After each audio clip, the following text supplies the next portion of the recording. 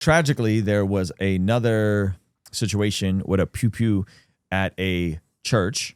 And this one is not as viral as you would think. We think we know why. Yeah. Zach has a theory. Okay. So explain your theory to me. So basically, it sounds like a man tried to pull up and delete a bunch of worshipers. And this is before he was struck by a vehicle and finally deleted or taken down, neutralized by security staff.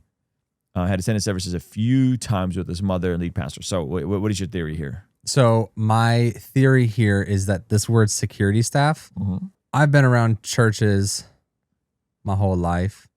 And you know what security staff meant? What did that mean? Security staff was never a term, first of all. It was security team because they were volunteers, and the volunteers were made up of guys that wanted walkie-talkies and high-vis vests to stand outside the church.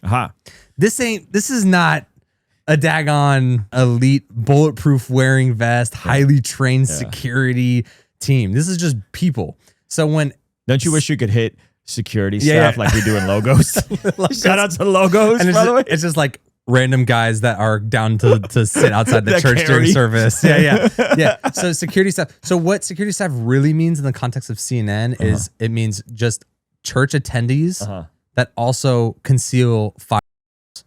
And then we're prepared to use their Second Amendment right to prevent an attack. And so, but they doctor it up and they call it security staff to make it sound like no, this isn't regular citizens that carry that are stopping a shooting. This is highly trained individuals that this church in Wayne, Michigan had hired. Yeah, this is not like V1 church, you know what I'm saying? In the heart of New York City. New York City protesters, This is like a regular church with a lawn out front. Brian Anthony Browning's mother attended the Cross Point Community Church in Wayne in spurts, but not a regular member. Pastor Bobby Kelly said she was not there Sunday, said Kelly, who recalled meeting her son last year. He first came when his mother invited him, and I met him. He seemed to really have some thoughts that were not threatening or anything like that, but he definitely had some thoughts as far as hearing from God. Children from the church's vacation Bible school were leading Sunday's worship and were just finishing up their last song when the congregation heard gunfire outside. Kelly, who was about to start his sermon, initially thought the noise was a jackhammer or a problem with the sound system. The third time is when we knew something was going on because it was very close. And then out of our security team, members came into the sanctuary doors from the lobby and told everyone to get out. A live stream video shows people carrying children or directing them to get out or move out of the way. Come on, everybody, back to the back, a woman calls out. The woman, who was initially crouching between two rows of seats, stands and waves an arm. Please, everyone, come to the back. Oh, this is horrifying.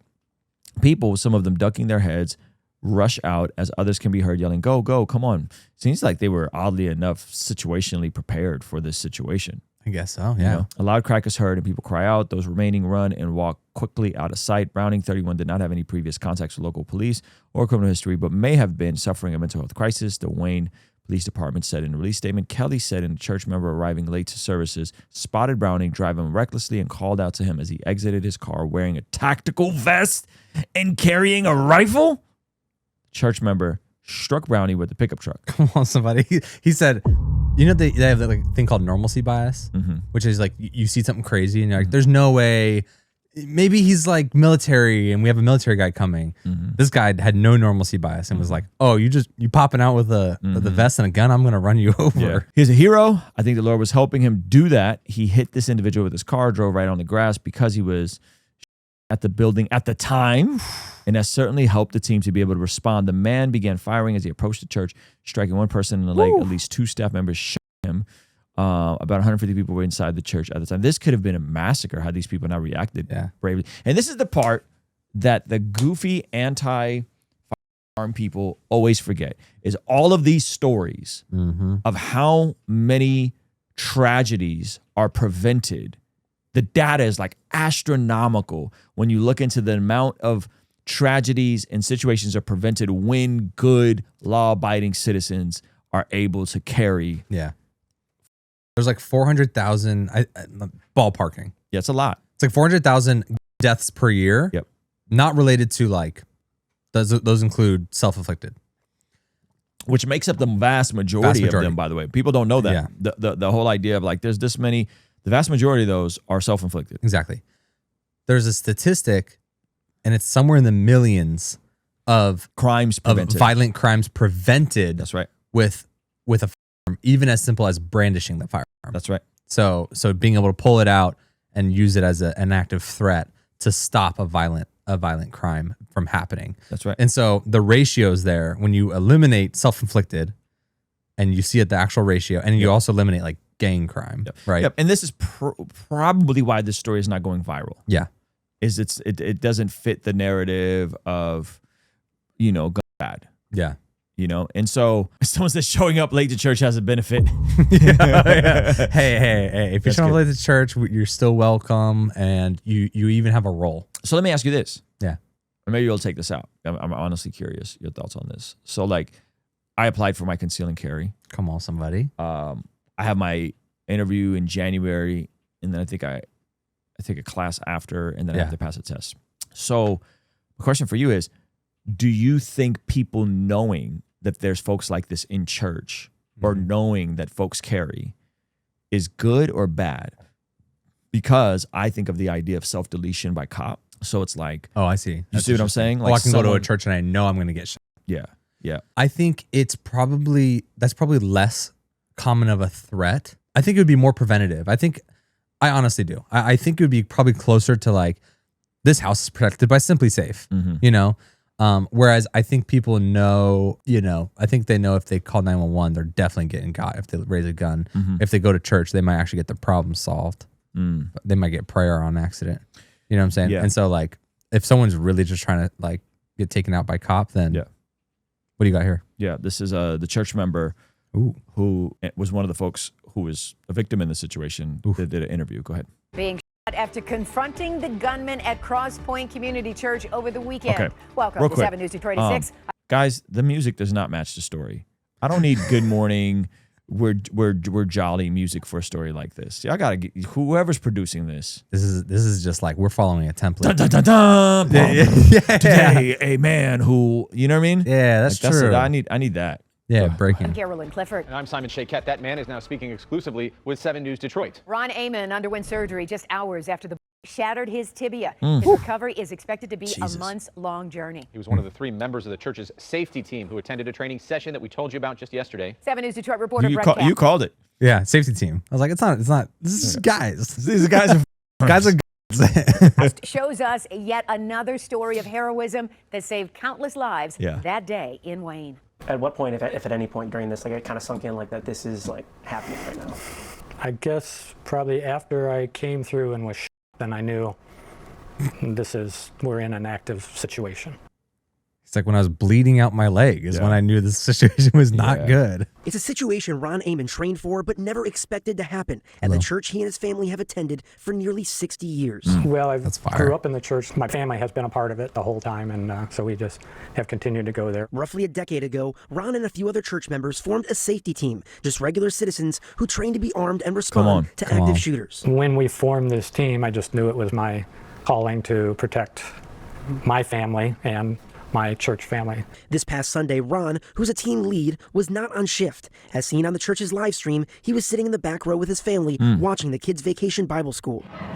I heard a That's the footage? They got the footage. popping, a pop, pop, pop, pop, pop, pop, pop noise that I couldn't quite identify. A few seconds after that, somebody came running in the back of the sanctuary and said, "There's a shooter out there." As others take cover, you can see Ron send off his family, then go towards the shots. Wow. He was sitting on the Hey, ground. hold on. Go towards the shot. That man.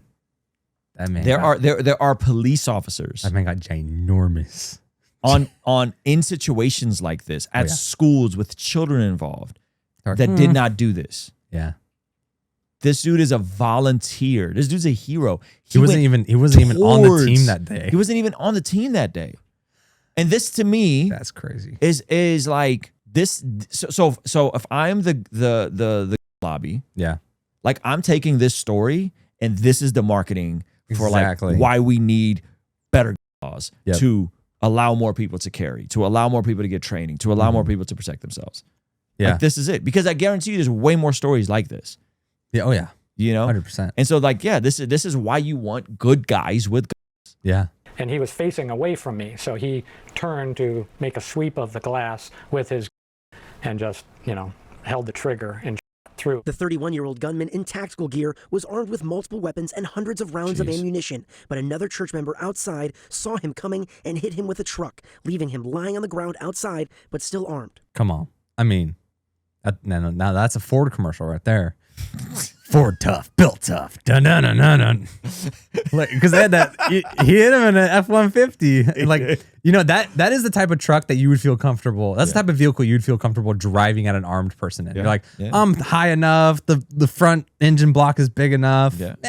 He just started spraying into the lobby, went through the glass, shattered it, and then that's when it caught my leg. The bullet shattered Ron's tibia as he took cover, but he kept his gun drawn. So I was prepared with my gun while I'm laying there to, if he came inside, then I would have engaged the shooter. I mean, where's those like AI, those guys that make little AI movies? Like, take this, get Ron, like laying on the ground, man. Last man standing. Another safety team member, Jay Trombley, and the gunman. This man, the gunman. He looked like. That's not his first rodeo. the shooter. But another safety team member, Jay Trombley, shot and killed the gunman. Shot to Jay Just Trombley. 3 days earlier, both Jay and Ron attended a training at a nearby range and was focused on protecting places of worship. You never think you're going to go through that. You want to be prepared for something that's never going to happen. Thanks to many heroes, Ron was the only one besides the shooter who was hurt. The traumatic memories and bullet fragments still in his leg will remain with him forever. But this church and its members say they and their faith only grow stronger. Come on. Being a person of faith and having a relationship with God, I believe he orchestrated all of the preparations and prepared us exactly for what we encountered. Yeah, props to this church, man, and props to that's these preparedness gentlemen. right These there. guys are heroes, man. This is incredible. I think that what a good example of how distorted this conversation is. And then when you hear stories like that, you go, oh, this is how we prevent those situations. Yeah, are we just gonna take away all those people's like? But we're gonna let that other guy. Yeah, you let Bernie tell it, or you let AOC tell it. Yeah, take it all away. We're gonna be like Australia. Yeah. You know, and it's like, nah, you don't. You actually don't want that. Hey, thank you so much for watching this video all the way to the end. If you liked it, then hit the like button. If you liked it a lot and have a thought to share, leave a comment. If you are listening to this on the podcast app, make sure to leave a review, and you could even leave a comment over there. And if you want to watch another video that is recommended just for you, hit this video over here. Let me know if they nailed it. Also, you can partner with us monthly, which helps us out a lot in our monthly community. Get access to early drops and all that kind of good stuff over here. All right, I'll see you over there. Peace.